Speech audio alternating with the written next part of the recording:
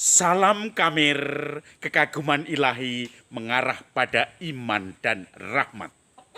Saudara-saudari yang terkasih, apakah Anda pernah mengalami proses pengampunan, baik diampuni maupun mengampuni? Proses yang tidak mudah untuk mengampuni orang lain, proses yang butuh kebesaran hati, apalagi kalau sudah diampuni, merasakan bagaimana ketetapan Tuhan menjadi sesuatu yang menggembirakan. Maka Yesus mengatakan, lebih besar mana orang yang dosanya banyak dan diampuni, atau orang yang dosanya sedikit dan diampuni? Maka Petrus menjawab, tentu saja yang banyak dosanya dan kemudian diampuni, kasihnya lebih besar.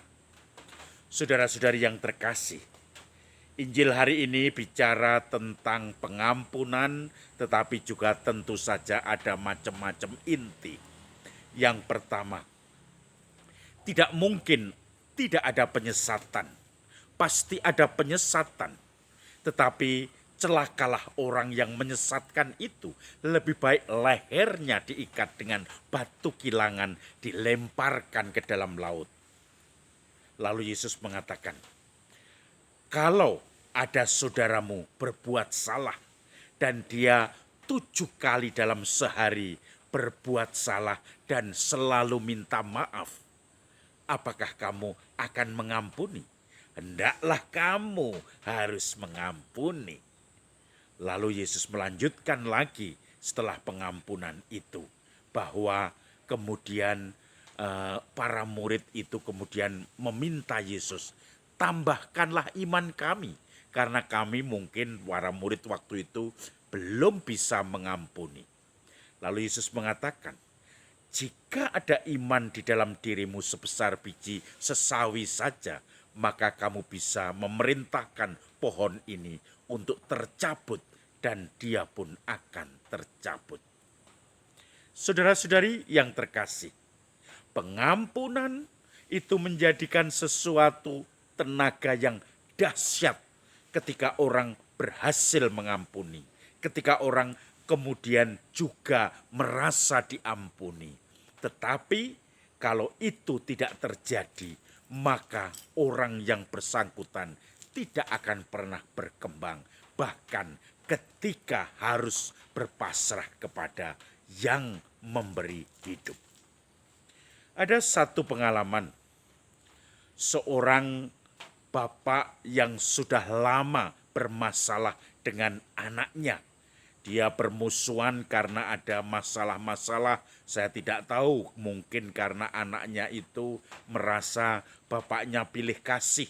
Bapaknya merasa kemudian kok dirasakan oleh anak itu selalu memberikan kasih kepada saudaranya lebih daripada dirinya. Dirinya tidak pernah diberi perhatian.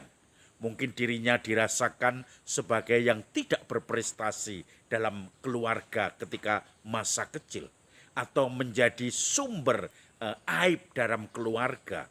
Maka kemudian perlakuan bapak itu terhadap anak ini selalu diperlakukan seperti tidak pernah sama. Kemudian dianaktirikan.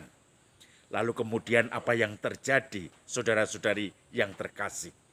Ketika sudah dewasa, anak ini pun meninggalkan rumah dan bersumpah tidak akan menemui orang tuanya lagi, khususnya bapaknya. Lalu dia kemudian menikah, itu pun didampingi oleh saudara yang lain. Dan kemudian setelah menikah punya keluarga, ia tidak pernah bertemu dengan orang tuanya, khususnya bapaknya itu. Lalu kemudian ketika bapaknya sudah semakin tua, sakit-sakitan, tentu bapaknya juga merasa rindu pada anaknya, cucunya apalagi. Dia merasa bersalah karena memperlakukan anak ini secara berbeda atau disebut seperti anak tiri. Maka bapak ini kemudian ketika sudah sakit-sakitan, dia lama sekali di ICU, menantikan supaya anak ini pulang untuk menengok dirinya dan terjadi rekonsiliasi. Tetapi itu tidak terjadi.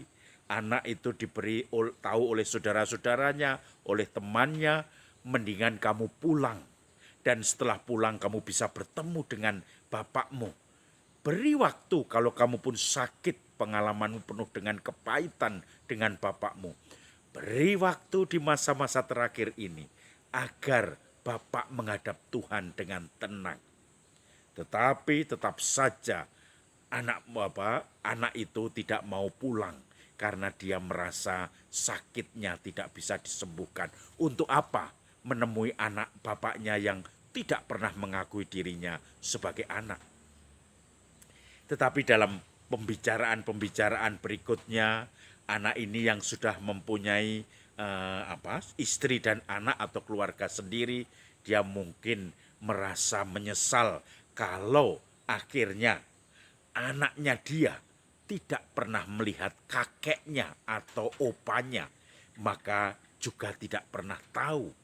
Kalau bertanya-tanya di mana opanya, karena dia punya teman-teman itu selalu bicara tentang opa, oma, tentang keluarga besar, tetapi bapaknya sendiri tidak pernah bercerita tentang kakek neneknya itu. Maka suatu saat anak itu dengan semangat dia kemudian menemui orang tuanya yang di ICU. Lalu kemudian terjadi semacam dialog, tidak dengan kata-kata karena bapaknya sudah tidak bisa ngomong lagi. Hanya air mata yang kemudian keluar dan terjadi komunikasi yang mendalam antara anak dengan bapak yang sudah lama terpisahkan karena kebencian, karena ketidakcocokan satu dengan yang lain. Anak itu pun walaupun tidak terlalu semangat di dalam memeluk bapaknya, mencium tangannya, dan akhirnya memeluk walaupun karena sudah lemah di ICU, tidak bisa menunjukkan secara ekspresif.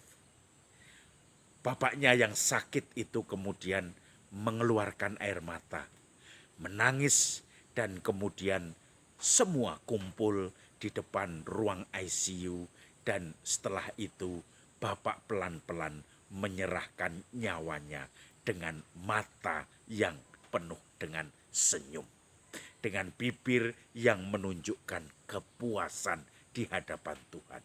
Seperti Simeon yang mengatakan, "Sekarang Tuhan, hambamu ini siap pergi, karena hambamu telah dimaafkan dan telah memaafkan orang yang selama ini saling bermusuhan. Orang yang dekat tetapi justru menjadi selilit atau kotoran mata, tetapi sekarang sudah diperbaharui." Maka kemudian cucu-cucunya yang kemudian kumpul juga melihat, oh ini opanya. Dia juga opanya sempat melihat cucunya dari anak yang tidak dikehendaki itu. Dan kemudian akhirnya semua terjadi rekonsiliasi. Setelah itu keluarga yang lama tidak pulang ini akhirnya pulang dan sampai di rumah itu selama 1 minggu menunggu doa 7 hari dan akhirnya baru pulang ke rumahnya. Dia, istri, dan anaknya. Maka saudara-saudari yang terkasih, kegembiraan itu mulai muncul ketika sedang menghadapi ajal. Maka pengampunan, saling mengampuni itu menjadi hal yang sangat signifikan bagi bapak itu. Dan juga bagi anak itu karena dia mau ditinggalkan oleh bapaknya menghadap Tuhan sendiri.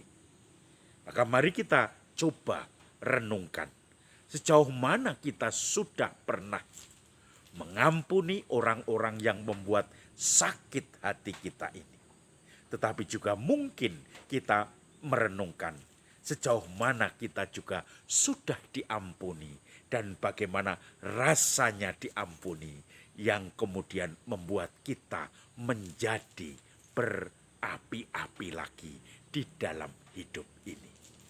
Salam Kamir, kekaguman ilahi mengarah pada iman dan rahmat.